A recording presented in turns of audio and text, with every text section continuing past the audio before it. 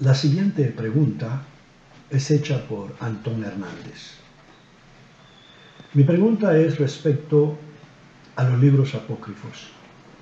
Antes todos los libros gozaban de autoridad en las comunidades judías, tanto los que están en la Biblia el día de hoy como los que no entraron al canon. ¿Qué los llevó a ellos el establecer un canon para considerar qué libros serán inspirados y cuáles no? Ya que sabemos que el canon no es algo que el Espíritu Santo reveló, sino una acción humana de seleccionar sus libros destacados. Pero, ¿qué los llevó a tal elección? ¿Por qué y para qué? Esta pregunta tiene varios elementos que necesito considerar paso a paso, y como esta no es una conferencia, pues voy a hacer lo más corto posible. Para empezar, hay que señalar que cuando una serie de escritos se consideran canónicos o que tienen autoridad sobre alguna comunidad o grupo de comunidades,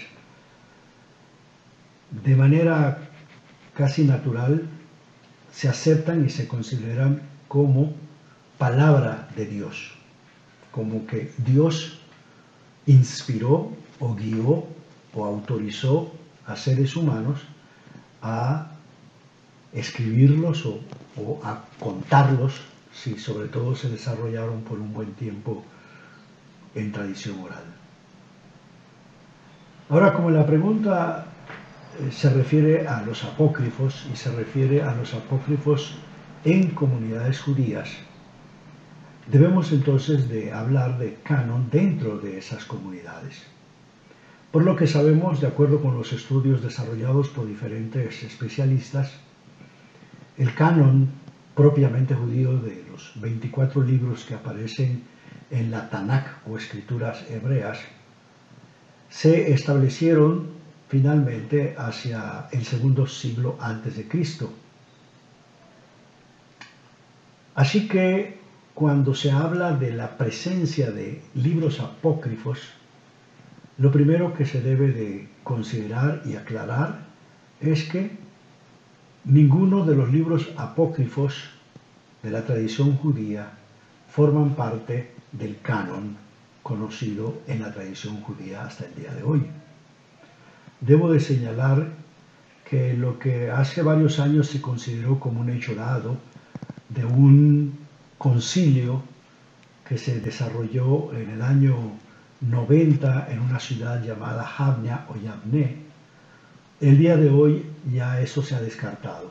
No hubo tal concilio y nunca hubo ninguna decisión de declarar divinos o bajo autoridad divina ningún libro que no haya sido ya previamente considerado como palabra de Dios y como canónicos, que son los que me referí, que en ellos no incluye ninguno de los llamados apócrifos. El otro elemento también que se debe considerar por los estudios que se han realizado en ese tema es que no se sabe de ningún libro que se considere canónico y que perteneció o pertenece a la Septuaginta. La Septuaginta fueron traducciones de textos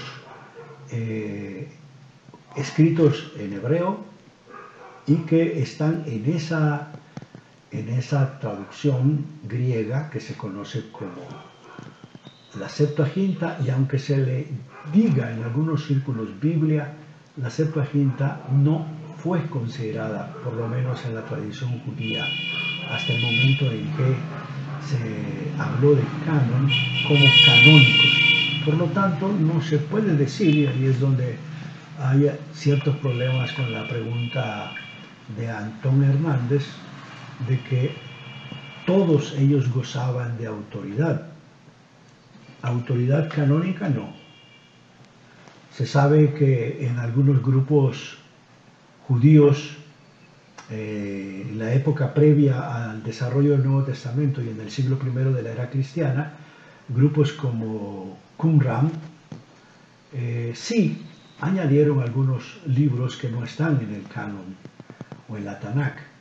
pero no se sabe que los que se hayan considerado como canónicos.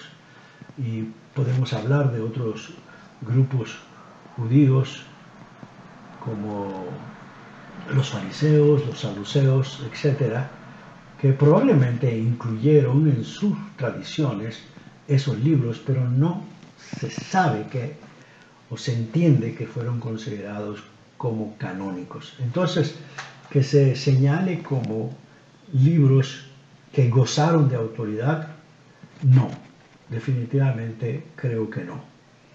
Y por otro lado, el asunto de la participación divina, la inspiración del Espíritu Santo, tampoco cabe en la pregunta, por lo menos en la respuesta, porque el desarrollo de la doctrina del Espíritu Santo pertenece a la fe cristiana y no a la judía.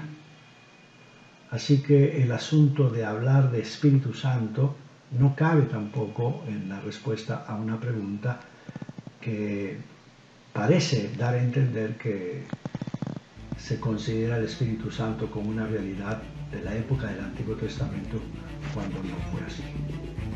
Gracias.